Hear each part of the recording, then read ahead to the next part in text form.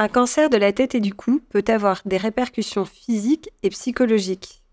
Mais alors, à quoi ressemble la vie au quotidien avec ce cancer ?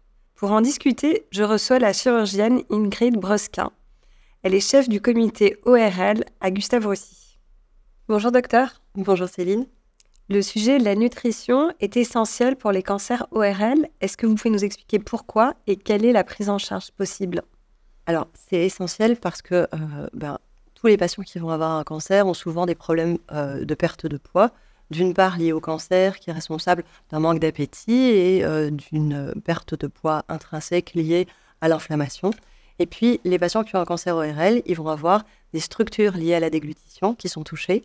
Et souvent, les symptômes d'un cancer ORL, ça peut être une douleur quand on avale ou une difficulté pour avaler. Et donc, ça va majorer en fait la perte de poids. Et souvent, les patients arrivent dénutris au moment du diagnostic.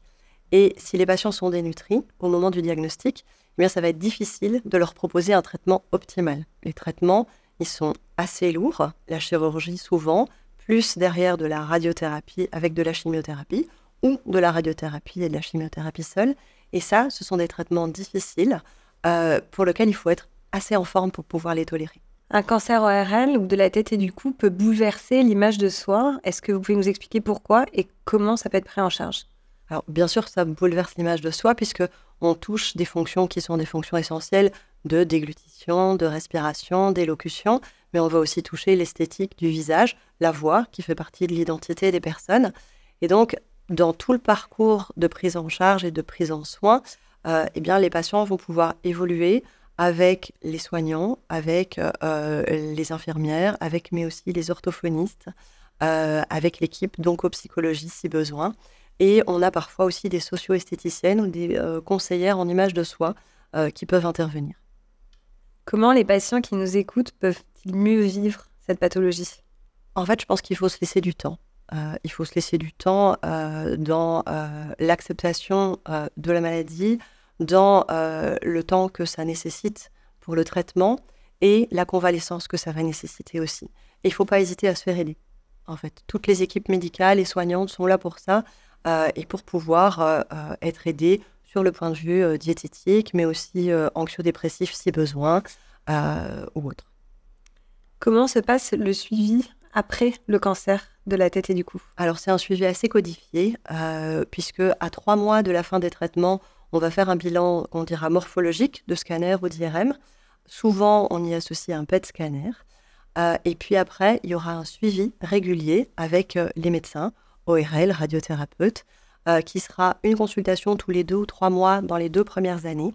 Et puis, on espace au fur et à mesure, tous les 3-4 mois, tous les 6 mois, puis tous les ans, avec souvent un scanner thoracique tous les ans.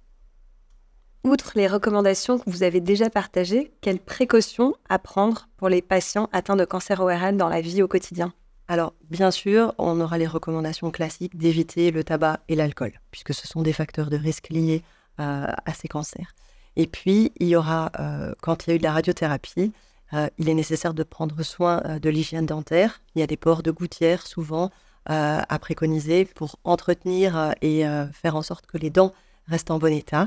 Il faut que les patients gardent un poids de forme idéale pour ne pas perdre du poids et ne pas se fatiguer inutilement. Et puis parfois, il y en a qui peuvent avoir des difficultés d'ouverture de bouche. On leur demandera de faire des exercices réguliers, des exercices aussi pour l'épaule. Et ça fait partie de soins de kinésithérapie ou d'orthophonie à faire régulièrement. Docteur Brosquin, vous prenez souvent la parole pour sensibiliser autour des cancers ORL. Pourquoi cette démarche est importante pour vous ?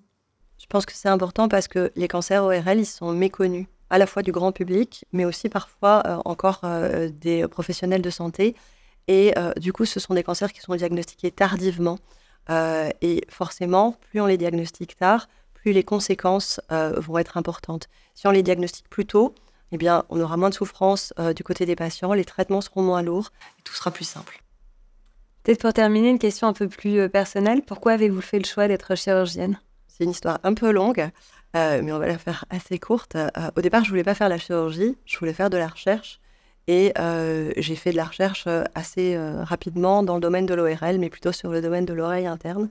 Et puis, pendant mon cursus et ma formation, j'ai beaucoup aimé la chirurgie cervico-faciale et la cancérologie cervico-faciale. Et c'est comme ça que je suis arrivée là. Merci beaucoup. Merci à vous.